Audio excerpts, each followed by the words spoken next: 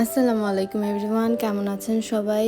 কিছুদিন আগে আমি বেবি ফুড বা সেরেলাক বানানোর যে রেসিপিটা দিয়েছিলাম, সেটার পরে আমি এই খাবারটা কিভাবে আমার বাচ্চাকে রান্না করে খাওয়াই সেই রেসিপিটাও সবাই চেয়েছেন। তাই আজকে আমি দেখাবো আমার মেয়ের সেরেলাক বা বেবি ফুডটা আমি কিভাবে রান্না করি। এখানে সবকিছু রেডি করতে করতে মেয়ের বাবা বললো আজকে সেও সেরেলাক খাবে।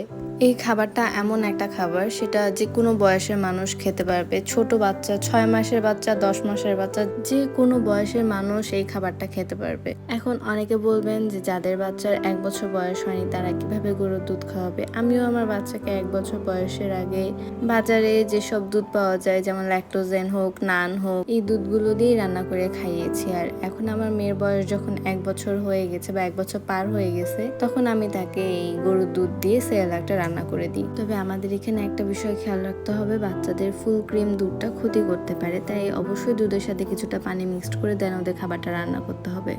আর এখানে আমি কোনো প্রকারের কোনো চিনি ব্যবহার করছি না, এখানে আমি মিছরি দিয়ে পুরো খাবারটা রান্না করে দিচ্ছি। আর রান্না করার সময় এটা কনসিস্টেন্সিটা কেমন হবে সেটা আপনার উপর ডিপেন্ড করছে। আপনার বাচ্চার বয়স যেরকম সেরকম করে আপনি তাকে খাওয়াবেন। এই যে এখানে আমার বাচ্চা খাচ্ছে, মাশাআল্লাহ সে খুব পছন্দ করে খাবারটা খায় এবং খাওয়ার সময় সে যথেষ্ট পরিমাণে এনজয় করে। আপনারা সবাই আমার বাচ্চার জন্য একবার করে মাশাআল্লাহ বলে যাবেন।